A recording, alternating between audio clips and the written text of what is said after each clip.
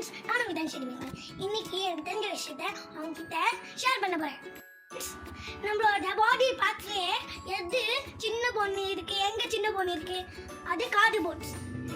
அப்புறம் பிளானட்ல red planet எது, அது மார்ஸ். பிளானட்ல பெரிய பிளானட் எது, அது ஜூபிட்டர். பூலே பெரிய பூ எது ஃப்ரெண்ட்ஸ், அது வந்து ரெஃப்ளெக்ஷன்.